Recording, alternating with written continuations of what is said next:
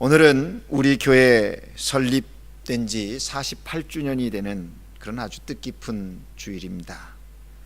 먼저 우리 가정들을 행복한 가정으로 세워주시고 자녀 손들을 형통케 해주신 하나님, 교회의 머리가 되셔서 지금까지 교회를 은혜로 인도해 주시고 성장시켜 주시는 주님께 감사와 찬송과 영광을 올려드립니다. 그리고 지금까지 교회의 성숙과 성장을 위해서, 또 사명 감당을 위해서 온 마음을 다하여 눈물로 기도하고 헌신하신 우리 믿음의 선진들, 그리고 오늘 함께 신앙생활하는 모든 성도님들께 진심으로 감사를 드립니다. 하나님의 교회는 이 땅에서 하나님께서 기뻐하시고 사랑하시는 공동체가 되어야 합니다. 그리스도의 역사와 사건이 드러나는, 그리스도의 명령과 약속이 이루어지는 그런 공동체로 되어야 교회의 교회됨이 있다 하는 것입니다. 하나님께서 놀라운 섭리하심 가운데 이 아르헨티나의 이민 역사를 이루셨고, 우리 한인 디아스포라가 이제 이민 49년을 맞아요. 그런데 우리 한국인 교회가 바로 그 다음 해인 1월 23일에 이렇게 교회를 설립해서 하나님께 예배하며 또 디아스포라 이민자들에게 신앙으로 또 삶을 개척해 나가게 하는 그런 귀한 역사를 이루는 교회로 선택을 받았어요. 처음 세워진 교회로서의 자긍심도 있지만 무엇보다 중요한 것은 신앙의 정통성을 지켜가는 교회가 되어야 한다 하는 것입니다. 오늘날 많은 변화들이 있지만 그 변화들 속에서도 하나님을 경외하고 성령의 역사가 있고 예수 그리스도가 높임을 받는 그런 교회로 서가는 그런 공동체가 되어야 한다 하는 것입니다. 48주년 감사 예배를 드리면서 우리들 마음 가운데 다시 한번 그런 다짐이, 그런 결단이 하나님 앞에서 이루어지는 그런 예배가 되었으면 하는 것입니다. 오늘 우리가 읽은 본문 데살로니가서 특별히 1장을 읽었는데요, 저는 오늘 데살로니가 교회의 그 신앙을 이야기하려고 하는 것입니다. 데살로니가 교회는 주 50년대 초에 세워진 교회입니다. 사도행전 17장에 보면 사도 바울이 자신의 제2차 전도 여행 중에 실라와 디모데와 함께 그 전도를 하면서, 여행을 하면서 빌립보에서 풀려난 직후에 처음 마게도냐 수도였던 항구 도시인 데살로니가에 갔습니다. 유럽에서 최초로 세워진 교회가 빌립보 교회였고, 두 번째로 세워진 교회가 바로 데살로니가 교회다라고 하는 것입니다. 특별히 데살로니가는 로마 황제 숭배를 비롯해서 많은 이방신들이 창궐한 도시로서 예수 그리스도께로 돌아와야 할 사람들이 참 많이 있는 그런 도시였습니다. 그런가 하면 반대와 박해가 아주 심한 곳이기도 했습니다. 그래서 사도 바울이 그 데살로니가 지역에서 복음을 증거하는데 아주 짧은 시간 복음을 증거. 신학자들의 견해에 의하면 3주 정도의 전도 활동을 했다라고 하는 사람도 있고, 길어야 6개월 정도 머물면서 복음을 전한 그런 곳이다. 그런데 그곳에 그리스도를 믿는 하나님의 사람들이, 그리스도인들이 있게 되었고, 그 짧은 전도 기간 속에서도 복음의 능력을 체험하면서, 은혜를 체험하면서 든든히 서가는 그런 교회가 되었다라고 하는 것입니다. 참으로 흥미로운 것은 데살로니가 전서가 신약 성경 바울 서신 중에서 가장 먼저 기록되어진 책이라는 사실이에요. 그런데 이 첫 번째 서신에 첫 머리부터 바울이 사도 바울이 데살로니가 교회를 아주 칭찬하고 있다는 거예요. 근데 칭찬도 적당한 칭찬이 아니에요. 온 마음을 다해서 데살로니가 교회를 칭찬하고 있다라는 것이 참으로 놀라운 것입니다. 사실 바울의 편지 중에 보면, 서신서 중에 보면 교회의 잘못을 책망하고 있는 서신도 있어요. 그래서 그 잘못됨을 지적하고 바로 잡아주기 위해서 기록한 서신들이 있어요. 예를 들면 고린도 교회가 그랬어요. 하나님의 은사가 아주 풍성했어요. 역사하심이 놀라웠어요.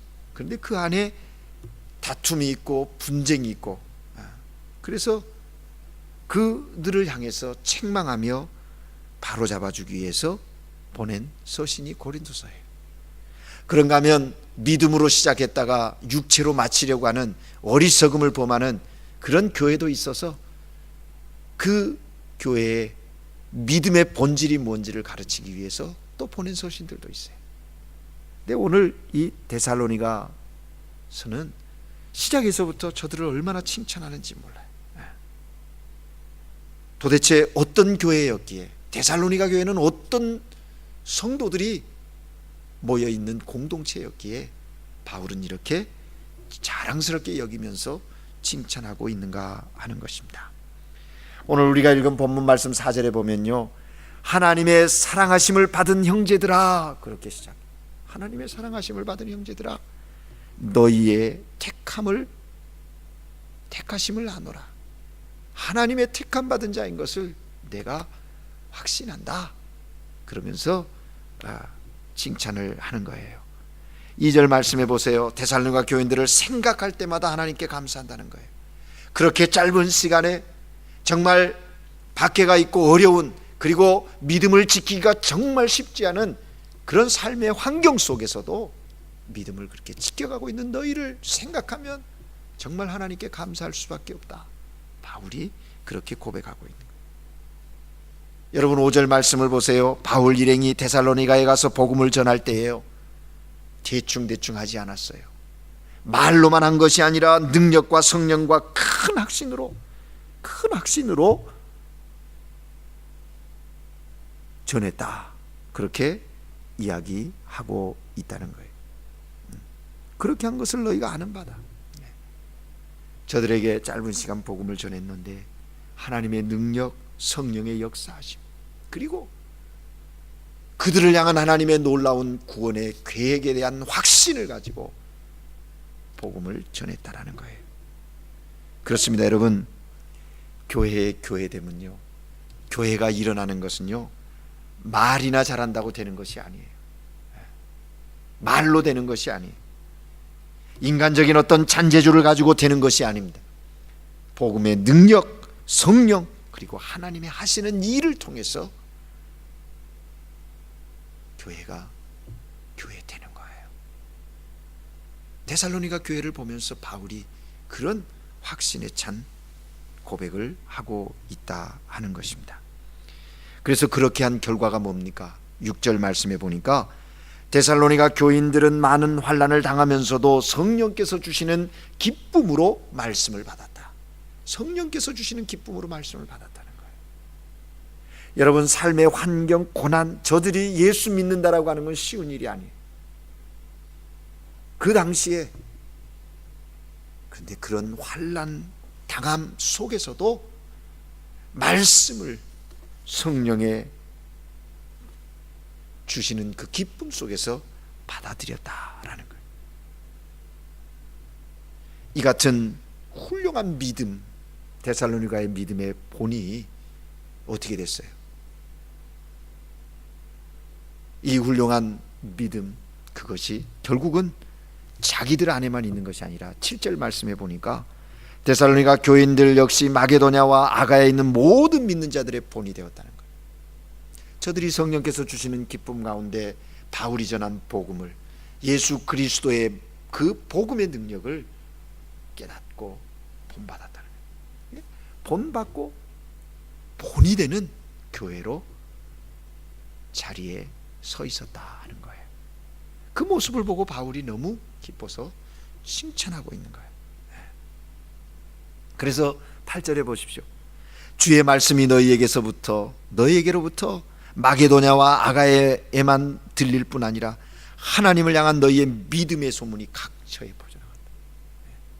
본받고 본이 되니까 가까운 근교뿐만 아니라 거기에서부터 더 먼 지역까지 저들의 믿음의 소문이 퍼져나갔다, 향기되어 나갔다, 생명되어 나갔다, 그렇게 이야기하고 있습니다. 사랑하는 여러분, 48주년 하나님 앞에 감사의 예배를 드리는 우리의 모습이 이런 데살로니가 교회의 성도들의 모습이 되어진다면, 그런 교회로 서기 위해서 다시 한번 성령이 우리에게 들려주시는, 성령 하나님이 우리에게 들려주시는 음성을 들을 수 있다면, 오늘 우리는 이 시대에 하나님이 세우신 그 사명의 자리에 서 있는 신실한 하나님의 사람들 되는 겁니다.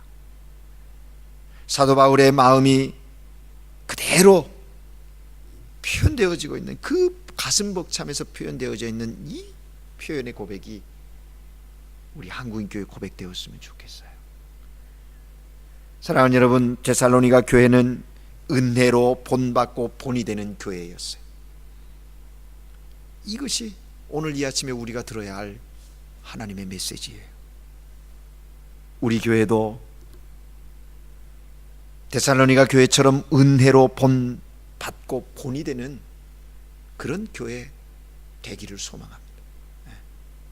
특별히 저들이 어떤 본을 끼쳤는가, 오늘 본문엔 아주 명확하게 바울이 세 가지 딱 얘기합니다.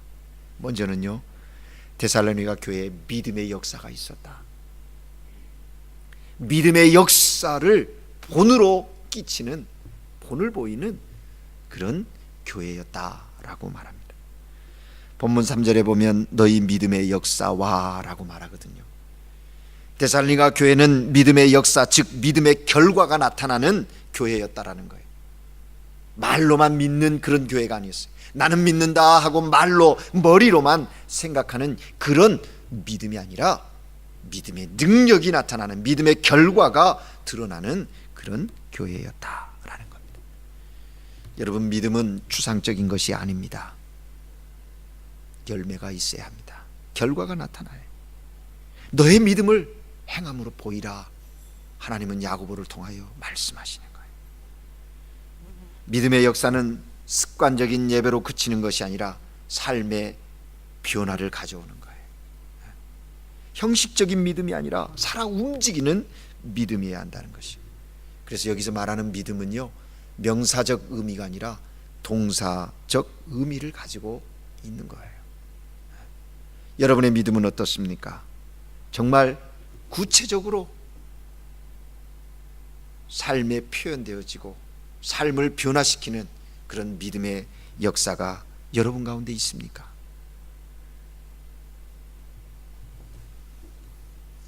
기도하는 섬 소록도라고 하는 책을 펴낸 사진 작가가 있어요.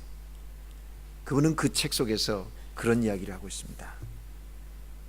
한센스병을 앓고 있는 사람들이 모여 사는 그 소록도, 거기야말로 세상에서 가장 행복하고 아름다운 사람들이 모여 사는 섬이라고 그가 표현하고 있어요. 그러면서 그가 경험한 이야기를 거기에다 기록하고 있습니다. 그건 뭐냐면, 자신이 그 섬을 방문해서 이른 아침 새벽 기도를 참여하게 되었답니다. 새벽 기도를 촬영하기 위해서 교회를 방문했는데, 그곳에 한 할아버지가 기도를 하는데, 하나님 감사합니다, 정말 감사합니다, 그 고백만 연이어서 고백하더래요.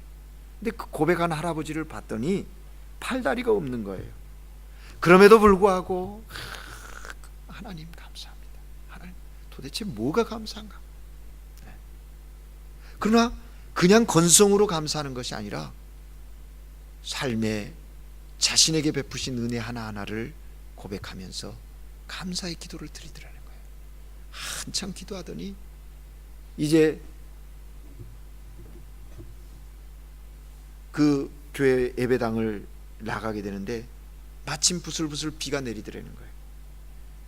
새벽에 차디찬 땅을 향해 배를 깔더니 찬송을 부르면서 걸어가는 것도 아니고요, 조금씩 움직이면서 마치 군뱅이가 기어가듯이 온 몸을 밀면서 자기 숙소를 향하여 가는 그분.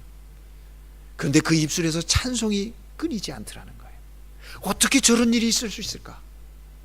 사지가 멀쩡한 나는 그럼 과연 하나님께 믿음의 감사 있었는가?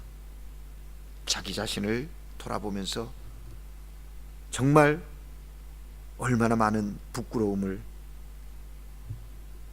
깨닫고 하나님 앞에 회개했다라는 그런 고백을 하는 거예요. 그렇습니다, 여러분.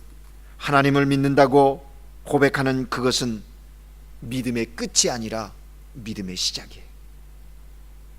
그 믿음의 시작에서부터 이제 진정한 믿음의 고백대로의 삶, 고백으로 말미암는 삶의 결과들이 나타날 때 거기에 믿음의 역사, 믿음의 능력은 있게 되는 것이죠. 그래서 여러분, 저들이 가지고 있는 그 믿음이 영향력을 발휘했던 거예요.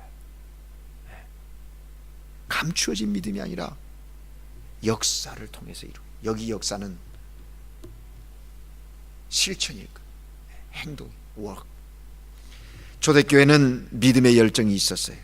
그래서 힘껏 전하고 가르치고 기도했어요. 부활하신 예수 그리스도의 역사를 드러냈습니다. 그래서 보세요, 사도행전에 보면 예수의 이름으로 안진뱅이를 일으키잖아요. 죽은 자를 살려내는 거예요. 귀신을 쫓아내요. 이기적인 사람들이 사랑의 사람으로 변화되는 모습이 사도행전에 나타나요. 이게 바로 믿음의 역사예요. 과거에 자기중심적인 삶을 살던 사람들이 믿음, 거기서부터 자기중심이 아닌 타인, 이타적인 삶을 사는 거예요. 나의 욕심만 생각하던 사람이 타인에 대한 배려와 사랑으로 변화되는 거예요. 이런 변화의 역사, 이게 믿음의 역사예요. 뿐만 아니라 믿음의 역사는 선교의 열정으로 나타나는 것입니다. 믿는 자의 수가 날마다 더해가더라. 사도행전의 증거예요. 그러므로 은혜로 본이 된 교회가 되려면 믿음의 역사, 믿음으로 역사하는 교회가 되어야 해요. 믿음입니다. 믿는다 하고 모였으나 믿음의 겉모양만 있고 능력이 없어요. 믿음의 결과들이 나타나지 않아요.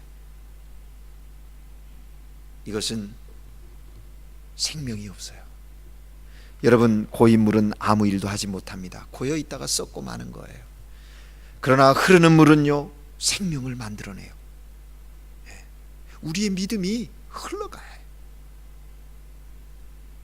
내 대해서만 끝일 것이 아니에요. 지금 나의 믿음은 바로 내 앞에 선진들의 믿음의 그 역사, 그 믿음의 유업을 이어받고 있는 거예요. 뿐만 아니라 또 이어줘야 돼. 그래서 성경에 보면 아브라함의 하나님, 이삭의 하나님, 야곱의 하나님이라고 고백하는 거예요. 사랑하는 여러분, 48주년의 이 예배의 현장 속에서 우리 앞서 믿었던 부모님 세대의 선진들의 믿음을, 그 믿음의 하나님을 향한 그 열정을 이어가야 해요. 이것을 또 우리 다음 세대에 전달해 줄 수 있는, 전승해 줄 수 있는 그런 믿음의 모습들이 우리들에게 있어야 한다는 것입니다. 교회는 믿음의 역사가 구체적으로 나타날 때 본이 되는 교회가 되는 거예요. 하나님의 은혜 안에서 믿음의 강건함을 덧입으십시오. 그리고 그 믿음을 전수해주는 그런 공동체 되어야 할 것입니다. 두 번째로는 바울이 저들이 본이 된 모습을 칭찬하는데, 그 뭐냐면 저들 속에 사랑의 수고가 있었다는 거예요. 3절 중반부에 보면 사랑의 수고라는 표현이 있잖아요. 데살로니가 교회는 주를 위해서 사랑의 수고를 아끼지 않았던 교회였다는 거예요. 사랑의 수고를 아끼지 않았어요. 여기 수고라는 말이 헬라어 원어로는 코포스라는 말인데, 이건 뭐냐면 엄청난 고통이 뒤따르는 수고라는 얘기. 봉사, 수고, 봉사를 그냥 할 수 있는 만큼의 그런 수고가 아니에요. 그런 봉사가 아니에요. 그 봉사 수고하는 데 있어서 엄청난 고통이 뒤따른다는 거예요. 그런데 이 코포스라는 것이 현재 진행형이라는 거예요. 한 번으로 끝나는 게 아니에요. 이례적인 수고가 아니라 계속적인 수고를 이야기해요. 여러분의 삶이 많이 수고롭지요. 수고해야 할 일들이 많아요. 그런데 여러분, 애쓰고 수고합니다. 그런데 중요한 것은 그 수고 속에 사랑이 있어야 한다는 거예요. 오늘 여기 본문에 사랑의 수고라고 말해요. 여러분이 아침 일찍 일어나고 늦게 자고 온 힘을 다해서 지금 하는 일을 최선을 다합니까? 그런데 수고합니까? 거기에 사랑이 없다면 그건 아무것도 아니에요. 그래서 바울은 데살로니가 교회의 모습 속에 모든 수고와 봉사 속에 사랑이 있음을 발견하고 칭찬하고 있는 거예요. 사랑이 없는 수고는 태산을 옮기는 큰 역사를 할지라도 아름답지 못합니다. 사랑이 없는 수고는요, 피곤해요. 괴롭습니다. 무슨 일을 하더라도 사랑하지 않으면 괴롭고 힘들고 짜증나는 거예요. 그래서 보세요, 사랑 없이 행하니까 쉽게 나오는 말이에요. 아, 피곤하다. 아, 짜증난다. 골치 아프다. 이런 얘기하는 거예요. 사랑으로 해보세요. 그러면 이런 얘기가 없어지는 거예요. 네. 작은 일도 사랑의 수고가 될 때 수고가 아름답고 수고가 기쁨이 되고 수고가 즐거운 거예요. 네. 그럴 때 보람이 있는 거예요. 힘들어도 피곤하지 않습니다. 어려워도 참고 견딜 수가 있습니다. 왜? 사랑으로 하니까. 주일학교 교사도 마찬가지, 수련회도 그렇고 모든 일, 여러분 개인적인 일도요, 사랑의 수고로 하십시오. 사랑으로 하십시오. 사랑으로.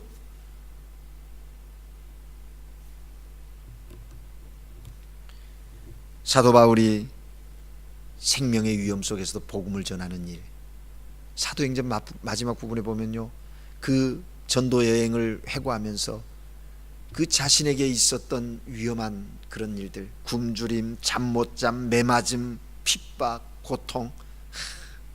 그런데 그럼에도 불구하고 그 길을 갈 수 있었던 것은 자기를 사랑하시는 그리스도의 사랑, 그 그리스도의 사랑이 자기를 강권하기에 그 사랑으로 그 사명을 향해 나갈 수 있었다고 고백하는 거예요. 예수님도 십자가 사랑 때문에 주님께서 물과 피를 다 쏟으신 거 아니에요? 나 같은 자를 위해서 그 사랑 때문에 그런 것이라. 오늘 우리 그리스도인들도 그 사랑 받았으니 그 사랑으로 수고할 것입니다. 그 사랑으로 봉사할 것입니다. 그럴 때 삶의 자리에 놀라운 변화가 일어나는 거예요. 어느 날 일기예보 없이 갑작스런 비가 쏟아졌어요. 그렇게 되면 어떻게 했어요? 사람들이 일기예보가 있으면 우산이라도 준비하고 가잖아요. 근데 갑작스러운 비가 쏟아지니까 사람들이 비를 피하기 위해서 건물 처마 밑에, 발코 밑에 몰려들기 시작했어요. 빗방울이 굵어지자 청년과 할아버지가 처마 밑에 들어왔고, 좀 지나니까 중년의 아저씨가 들어오더래요. 좀 더 지나니까 아줌마 한 분이 들어왔어요. 그 좁은 비 맞을 수 있는 곳이 거의 다 됐는데, 조금 있는데 엉덩이가 큰 아주머니 한 분이 밀고 들어서 툭 밀은 거예요. 그러니까 이 각 끝에 있던 청년이 밖으로 휙 밀려나서 비를 흠뻑 맞는 거예요. 그 모습을 보고 있던 한 할아버지가 말합니다. 그 같이 있었던 할아버지가, 여보게 젊은이, 세상은 다 그런 거라네. 이 청년은 물끄러미 할아버지를 쳐다보다가 길 저쪽으로 비를 맞으며 뛰어갔습니다. 한 30여 분이 지났을까요? 이 청년이 비를 흠뻑 젖은 채로 비닐 우산 5개를 옆구리에 끼고 와서 그 처맘에 있던 사람 한 사람에게 하나씩 나눠주는 거예요. 그러면서 이 청년이 거기에 있는 사람들에게 이렇게 얘기했더랍니다. 세상은 꼭 그런 것만은 아닙니다. 세상은 꼭 그런 것만은 아닙니다. 그렇게 말하고 청년은 다시 사라졌어요. 그들은 청년이 준 비닐 우산을 펴들고 자기의 갈 길을 갑니다. 그런데 세상은 다 그런 거야, 그런 거라네 했던 이 할아버지는 차마 그 우산을 들고 갈 수가 없어요. 내가 청년보다 나은 것은 나이밖에 없네 그려. 그렇게 생각하면서 우산 바닥에 놓고, 그 청년이 준 우산 바닥에다 놓고 장대비 속으로 사라졌다라는 얘기예요. 뭔 얘기입니까? 여러분, 자기밖에 모르고 살아가는 사람들 앞에서 세상은 그런 게 아니라고, 꼭 그런 것만은 아니라고 하면서 사랑의 수고를 통해서 세상에 살아야 할 이유들을 증거해 줄 수 있다면 거기에 의미 있는 삶이 있지 않겠어요?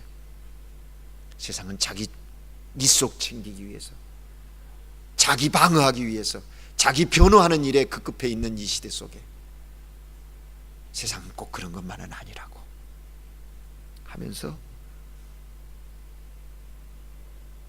사랑의 수고를 펼칠 수 있다면 세상은 살아갈 이유가 있는 것 아니겠어요? 사랑하는 여러분, 데살로니가 성도들이 박해 속에도 원수들인 그들을 사랑으로 대하는 거예요. 참되신 하나님을 사랑하는 사랑으로 저들을 사랑하며 수고하기를 게을리하지 않았다 하는 거예요. 사랑은 섬김으로 표현되어야 하는 거예요. 수고가 있어야 돼요. 말로만 사랑한다 해서는 안 돼요. 난 너 사랑해. 그러면 사랑에 구체적인 수고가 있어야 돼요. 여러분, 부모님들이 우리 자녀를 사랑할 때요, 그냥 말로만 사랑한다고 합니까? 아니에요. 하나님이 우리를 사랑하신다고 그랬어요. 하나님은 사랑이라 그랬어요. 말로만 사랑하셨습니까? 하나밖에 없는 아들 예수 그리스도를 우리에게 주셨잖아요. 우리의 모습으로 오셔서 우리의 죄를 대신 지게 하셨잖아요. 사랑에는 수고가 있는 거예요. 여러분이 여러분에게 맡겨진 어린 생명들을 사랑하십니까? 기도하시면서 주여 이들을 주님의 마음으로 사랑하게 하옵소서 그러셨습니까? 그러면 이제 수고하셔야 합니다. 말로만이 아니에요. 구체적으로 사랑의 수고를 보여주어야 한다는 거예요. 데살로니가 교인들은 사랑의 수고가 뚜렷했다. 하나님을 얼마나 사랑하십니까? 예수 그리스도를 얼마나 사랑하십니까? 주님을 사랑하신다면 주님을 위하여 사랑의 수고를 하십시오. 삶의 자리에서 지금 하고 있는 그 일, 그것이 주님을 위한 사랑의 수고임을 알고 최선을 다해서 하나님의 영광을 드러내는 삶을 살아야 한다는 거예요. 마지막으로 데살로니가 교회 가운데 있었던, 그래서 본이 되어졌던 신앙의 요소가 뭡니까? 인내의, 소망의 인내를 이야기해요. 소망의 인내. 3절 후반부에 보면 그러죠. 주 예수 그리스도에 대한 소망의 인내를 그랬어요. 우리 하나님 아버지 앞에서 기억합니다. 여기 인내라는 말은요, 휘포모네라는 말인데, 휘포와 메노라는 동사가 합성된 말이거든요. 이건 뭐냐면 아래 머문다, 그런 얘기예요. 그런 뜻이에요. 아래 머문다. 소망이 있기에 아래, 그 고통의 현장 속에서도 그 고통 아래 머문다는 거예요. 뭘로? 인내하면서. 그 얘기예요 지금 이게. 여러분이 신앙을 지키며 믿음으로 삶을 살아가기가 쉽지 않잖아요. 주님의 말씀대로 살아보려고 하니까 손해봐야 할 일들도 많고, 억울한 누명을 써야 할 일들도 있고, 오해를 사야 할 일들도 있고, 내가 예수 믿는다고 말하지 않았으면 좀 더 편할 텐데, 예수 믿기 때문에 불편해야 할 일들도 있잖아요. 친구들과의 만남 속에서, 사업을 하면서, 그런데 여러분, 그러한 가운데서도 오늘 데살로니가 교인들처럼 이 소망, 인내함이 있어요. 근데 소망이라 그랬어요. 그 고통 속에 아래 있는 거예요.